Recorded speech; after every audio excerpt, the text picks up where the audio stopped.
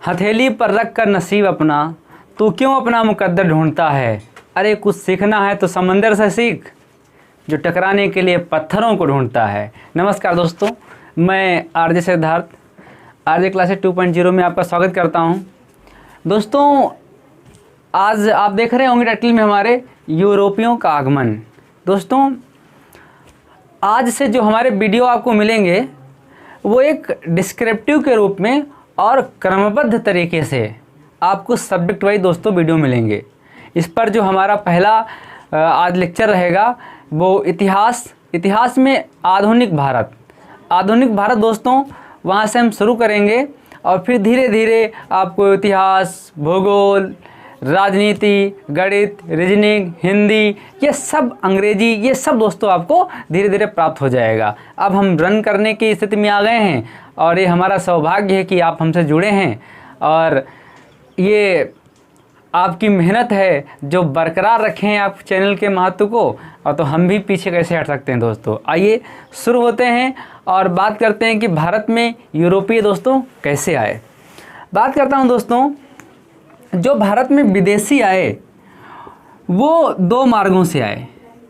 दो मार्गों में एक दोस्तों जलमार्ग था और एक दोस्तों स्थल मार्ग था। ये दो मार्गों से विदेशी भारत आए। यदि दोस्तों हम बात करें तो जल मार्ग और स्थल मार्ग में कौन सरल था, तो दोस्तों स्थल मार्ग सरल था। जल मार्ग अभी इसकी खोज नहीं हुई थी। स्थल मार्ग पर अरब मुसलमानों का दबदबा हो जाने के कारण यूरोपियों को, खासकर पुर्तगालियों को स्थल मार्ग की खोज करनी पड़ी। दोस्तों, जब स्थल मार्ग की खोज करनी पड़ी, उस समय जो भारत की तरफ जो चलने वाला पहला व्यक्ति था, भारत की तरफ चलने वाला पहला व्यक्ति था, वो बार्थोलोमा डिवास था। लेकिन भारत पहुंचने वाला प्रथम जो व्यक्ति था वो वास्को डी गामा था। बस यही आप लोगों से दोस्तों चर्चाएं करनी है। यदि हम बात करें इन दो मार्गों में, तो प्रथमतया जो हम बात करेंगे दोस्तों वो स्थल मार्ग की बात करेंगे। स्थल मार्ग की बात करें दोस्तों तो पश्चिमी सीमा को पार करके पुर्तगाली, अभी बताऊंगा मैं मैप से कैसे कहाँ से आए। पुर्तगाली भारत आने के लिए दोस्तों सबसे पहले टर्की, या दोस्तों हम इसको तुर्की बोलते हैं, ये पुर्तगाली आ रहे हैं दोस्तों। पुर्तगाली भारत की तरफ बढ़ रहे हैं। तो सबसे पहले पश्चिमी सीमा को पार करके टर्की से दोस्तों जब दोबारा ये दूसरी जगह पहुँचे, ये एक नंबर पे हम कह सकते हैं, इसके आगे जो 2 नंबर पर है, फिर दोस्तों टर्की से ये इराक गए। स्थल मार्ग की बात हो रही है। जब दोस्तों ये इराक गए तो इराक में वहाँ पर फारस की खाड़ी और अफ़गानिस्तान के बीच में दोस्तों अरब मुसलमानों का कब्जा था। वो वहाँ से व्यापार करते थे। फिर आगे हम बात करेंगे। फिर यहाँ से दोस्तों ये अफ़गानिस्तान पहुँचने के बाद दोस्तों अब ये भारत पहुँचते हैं। अफ़गानिस्तान पहुँचने के बाद ये अब भारत पहुँचते हैं। लेकिन भारत ऐसे नहीं आए। अफ़गानिस्तान में एक दर्रा प्रथा है, तो उन दर्रों के दोस्तों हम नाम गिनेंगे। दर्रों में जो महत्वपूर्ण दर्रा रहेगा दोस्तों वो है आपका खैबर दर्रा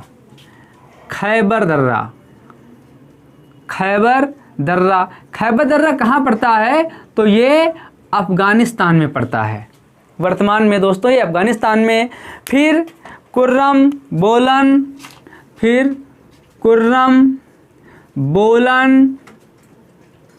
ये आपके दर्रे हैं दोस्तों, याद कर लेंगे। साथ में गोमल, ये आपके जो दर्रे दोस्तों हैं ये आपके पाकिस्तान में पड़ते हैं। ये अफ़गानिस्तान और पाकिस्तान की सीमा पर है। ये पाकिस्तान और अफ़गानिस्तान की सीमा पर है। ये दोस्तों पूरी तरीके से पाकिस्तान में है। इस दर्रे को पार करते हुए भारत पहुँचे। अच्छा, उस समय हमारे पास पाकिस्तान नहीं था, इसलिए हम बात करेंगे कि जो पुर्तगाली स्थल मार्ग से आए पश्चिमी सीमा को पार करके, वो पहले टर्की पहुँचे, टर्की से फिर इराक पहुँचे, ईरान से फिर अफ़गानिस्तान पहुँचे, अफ़गानिस्तान से खैबर दर्रा, खैबर दर्रा में इन दर्रों का तो महत्व नहीं था, खैबर दर्रा से होते हुए भारत पहुँचे दोस्तों। इस तरीके से पुर्तगाली भारत में प्रवेश करते हैं। फिर यदि बात करें हम जल मार्ग की, तो देख लीजिए जल मार्ग से कैसे पुर्तगाली भारत पहुँचे। कभी हम ये बात करेंगे जब आपका मध्यकालीन भारत पढ़ाएंगे तो ये भी बात करेंगे कि भारत में मुसलमान कैसे पहुँचे, किस दर्रे से आए, लेकिन अभी सिर्फ हम यूरोपीय या पुर्तगालियों को दोस्तों हम पढ़ेंगे। फिर बात करें हम जल मार्ग की, जल मार्ग की, तो जल मार्ग से होते हुए दोस्तों ये भूमध्य सागर में प्रवेश करते हैं। भूमध्य सागर के बाद फिर दोस्तों ये काला सागर, फिर दोस्तों ये काला सागर के बाद दोस्तों ये लाल सागर, काला सागर के बाद दोस्तों ये लाल सागर के बाद ये फारस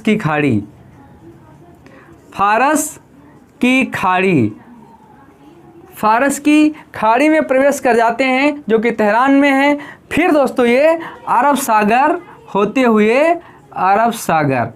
हुए ये भारत पहुंच जाते हैं दोस्तों।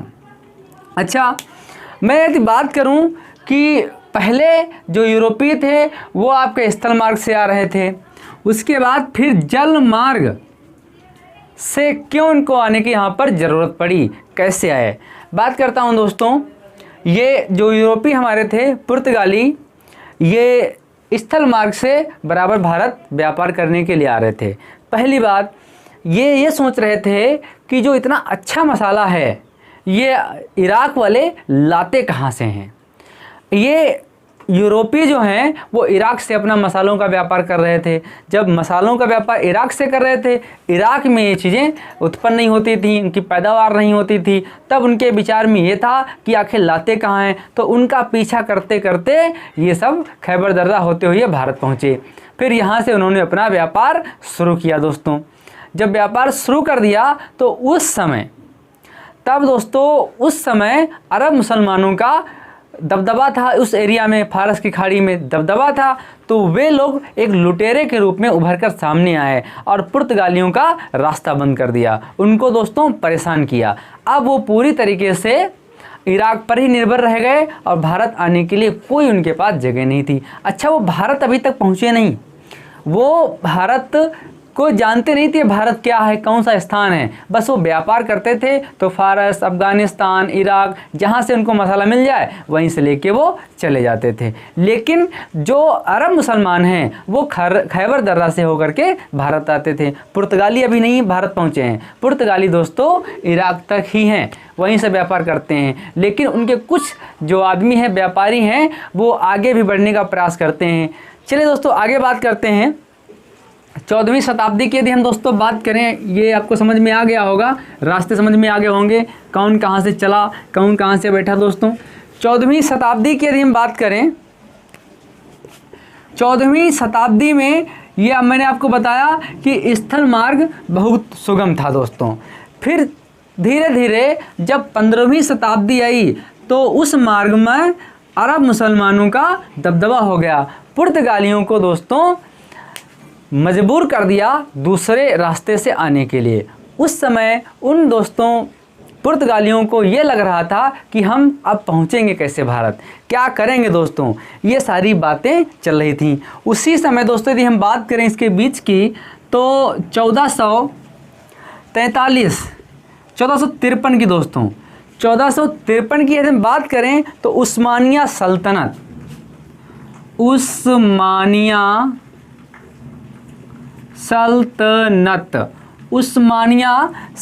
में एक तुर्क मुसलमान थे, यहाँ के तुर्क मुसलमान कह सकते हैं या तुर्की के लोग कह सकते हैं, वहीं पर कुस्तुनिया को जीत लिया। उस्मानिया सल्तनत ने ये तुर्क थे और कुस्तुनिया को दोस्तों जीत लिया। जो जो इनको जीत लिया गया, उस समय दोस्तों बताएं दक्षिण पश्चिम मार्ग और दक्षिण पूर्वी मार्ग, दक्षिण पश्चिम मार्ग और दक्षिण पूर्वी मार्ग, ये पूरी के तरीके से दोस्तों अब इनके लिए खुल गए, सुगम हो गए। अब वहाँ पर जब अधिकार हो गया, अब उस अधिकार के कारण यूरोपीय उस मार्ग से दोस्तों भारत नहीं पहुँच पा रहे थे। जब उस्मानिया के सल्तनत थी या सुल्तान थे जो कि तुर्क मुसलमान थे, कुस्तुनिया को जो कि अरब इराक के रास्ते में पड़ता है, उसको जीत लिया। उस समय दक्षिण पश्चिम दक्षिण पूर्वी दोनों द्वार उनके हो गए, या कह सकते हैं दोनों क्षेत्र उनके हो गए। तब यूरोपीय या फिर पुर्तगालियों को जीतना बहुत कठिन हो गया, या उस मार्ग से गुजरना वो कठिन हो गया। वहाँ तो लुटेरे अब स्टार्ट हो गए थे दोस्तों। अब यहाँ पर जब लुटेरे हो गए तब करेंगे क्या ऐसी स्थिति में, तो दूसरे मार्ग की खोज करेंगे दोस्तों। अब यदि भारत आने वाले पुर्तगालियों की बात करें तो सबसे पहले दोस्तों उनका हम नाम लिख देते हैं, आप कहीं पर लिख लेंगे जिनको पढ़ना है हमें। तो भारत की तरफ आने वाला या प्रथम व्यापारी जो कि अंतमासा द्वीप या उत्तरी महाद्वीप से, जो कि अफ्रीका का दक्षिणी स्थान है, वहाँ पर चला जाता है, उसका दोस्तों नाम है बार्थोलोमा डियास। बार्थोलोमा डियास ये दोस्तों पहला पुर्तगाली है जो भारत की खोज के लिए निकलता है, लेकिन भारत नहीं खोज पाता है। अंतमासा द्वीप या कह सकते हैं अफ्रीका के दक्षिणी भाग से ये वापस चला जाता है। दूसरा यदि हम बात करें दोस्तों तो दूसरा रहेगा वास्को डिगामा। वास्को डिगामा ये भारत पहुंचने वाला प्रथम व्यक्ति है, और ये दोस्तों तीन बार भारत आता है। 3 बार दोस्तों ये भारत आता है। फिर यदि हम नेक्स्ट व्यक्ति की बात करें तो पेड्रो अल्वारेज कैब्राल है। पेड्रो अल्वारेज कैब्राल है। पेड्रो अल्वारेज कैब्राल है। फ्रांसीसी डा अल्मेड़ा अगला है दोस्तों, फ्रांसीसी डी अल्मेड़ा। ये बहुत दोस्तों महत्वपूर्ण है। फ्रांसीसी डी अल्मेड़ा, लोग पूछ लेते हैं ये कहाँ का व्यक्ति था और लोग फ्रांस लगा देते हैं, जबकि फ्रांस नहीं, ये पुर्तगाल का व्यक्ति है दोस्तों। अगला नाम करें Alfonso de Albuquerque. Alfonso de Albuquerque. Alfonso de Albuquerque. Next नाम है दोस्तों नीनो डी कुन्हा। अगला नाम है नीनो डी कुन्हा। अगला नाम दोस्तों नीनो डी कुन्हा। नेक्स्ट यदि हम बात करें दोस्तों Garcia de Noronha. Garcia de Noronha. इनका दोस्तों क्रम भी याद कर लेंगे, जिस क्रम से हमने आपको लिखवाया है इसी क्रम से आप याद करेंगे। ये क्रम वाइज भी पूछे जाते हैं, यूपीएससी का जितने एग्जाम है दोस्तों उसमें मिलान करने के लिए आ जाता है, या इसमें पूछ लेते हैं इसमें से क्रम कौन सा सही है, इसलिए ध्यान से पढ़ेंगे। मैं एक एक करके आपको बताऊंगा दोस्तों। अगला है अल्फांसो डी सूजा। अल्फांसो डी सूजा। दोस्तों यदि बात करें इन क्रमों में तो भारत की तरफ आने वाला जो प्रथम व्यक्ति था वो बार्थोलोमा डियास था या डियास। आपको किताबों में नाम के उच्चारण में दोस्तों अलग अलग मिल जाएंगे, लेकिन परेशान होने की बात नहीं है, क्योंकि ये अंग्रेजी से हिंदी में किताबें ट्रांसलेट की जाती हैं, उस समय उच्चारण में इधर उधर दोस्तों हो जाता है, इसलिए आपको परेशान होने की ज़रूरत नहीं है। तो जो पहला व्यक्ति था जो भारत की तरफ चला वो बार्थोलोमा डियास था। ये भारत नहीं पहुंच पाया और अफ्रीका के दक्षिणी तट, इसको अंतमासा महाद्वीप या तूफानी अंतरिक्ष महाद्वीप कहते हैं, वहाँ से दोस्तों चला गया। वास्को डिगामा आता है भारत, जो कि दोस्तों हेक्टर जहाज़ से आता है। द प्रिंस नेविगेटर का ये राजदूत है, और ये जमोरिन को जो भारत पहुंचता है जब, तो जमोरिन को दोस्तों एक जहाज उपहार में देता है अरबों से छीन करके। तो ये भारत वास्को डिगामा आने वाला प्रथम व्यक्ति है या प्रथम पुर्तगाली भारत आने वाला। तो वास्को डिगामा, लोग कहते भी भारत की खोज किसने की, तो लोग 1498 में बोलते हैं कि वास्को डी गामा खोज की। अरे भारत खोजने वाली कोई चीज़ थोड़ी ना है, भारत जो पहले था वहीं आज भी है।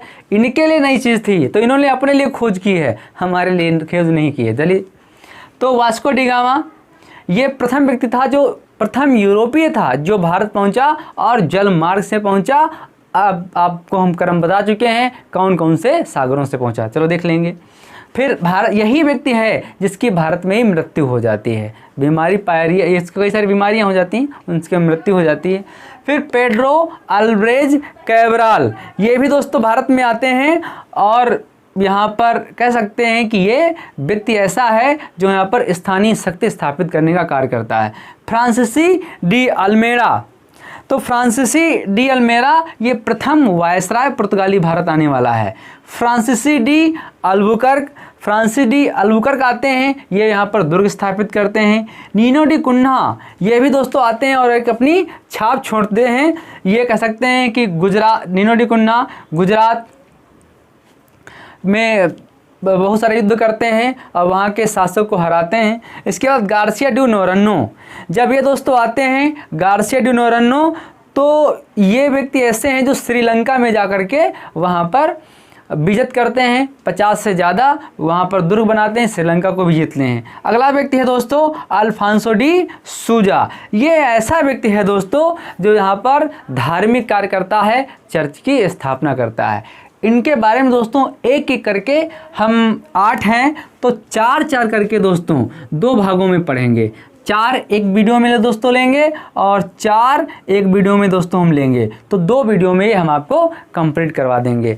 दोस्तों आप धैर्य रखेंगे और प्रयास करना कि एक एक क्लास कायदे से करना, पूरा डिस्क्रिप्टिव दोस्तों आपको मिलेगा। और ये आप चाहें टीटी दोस्तों दे रहे हों, उसके बाद चाहे सीटेट हो, उसके बाद चाहे दोस्तों यूपी ट्रिपल एससी हो, इसके बाद चाहे दोस्तों लेखपाल हो। और मैं ये भी दोस्तों बात करता हूँ, अब छोटा सा क्लास है और जज्बा तो बहुत बड़ा है और आप लोगों के अंदर भी बहुत बड़ा जज्बा होगा। यदि हम बात करें यूपीएससी की, तो यूपीएससी में भी दोस्तों आपको ये सारे सवाल मिलेंगे। ये मेरा दावा है कि मेरे क्लास से यूपीएससी से छूट के नहीं जाएगा। लेकिन मैं यूपीएससी इसलिए नहीं लिखता हूँ क्योंकि बहुत सारे विचारधाराएं हैं कि कहीं पर भी कह सकते हैं यूट्यूब एक बाज़ार बन गया है, जैसे लोग आते हैं अपना दावा ठोक के चले जाते हैं। आप पढ़ेंगे तो खुद आप जान जाएंगे किस लेवल का यहाँ पर क्लास मुझे मिल रहा है। हाँ, यूट्यूब पर मैं नया हूँ और इसलिए हमारे पास सुविधाएं नहीं हैं, हमारे अंदर भी एक हेजिटेशन है क्योंकि मैं कैमरे के सामने नया हूँ।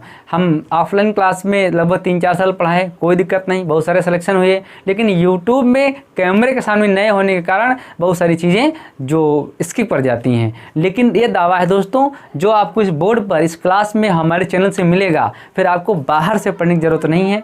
आप चाहें वाईफाई में बहुत सारे टीचर हैं उनको पढ़ते होंगे और उत्कर्ष एकेडमी के दोस्तों पढ़ते होंगे, और इसके बाद बीएल ग्रोवर या फिर मालती सारस्वत, इस विपिन चंद्रा, और इसके बाद वाणी परीक्षा या फिर दोस्तों एनसीईआरटी और एलपी शर्मा, ऐसी किताबों को महेश बणवाल, के मित्तल, वासुदेव नंदन, और या फिर दोस्तों बहुत सारी किताबें हैं जिनके राइटर को हमने नाम बताएं, आप पढ़ते होंगे। वो सारा मैटर आपको डिस्क्रिप्टिव सहित और मेरे द्वारा समझाए गए शब्दों के द्वारा आपको इस चैनल पर, इस बोर्ड पर सब मिलेगा दोस्तों। धन्यवाद, नमस्कार।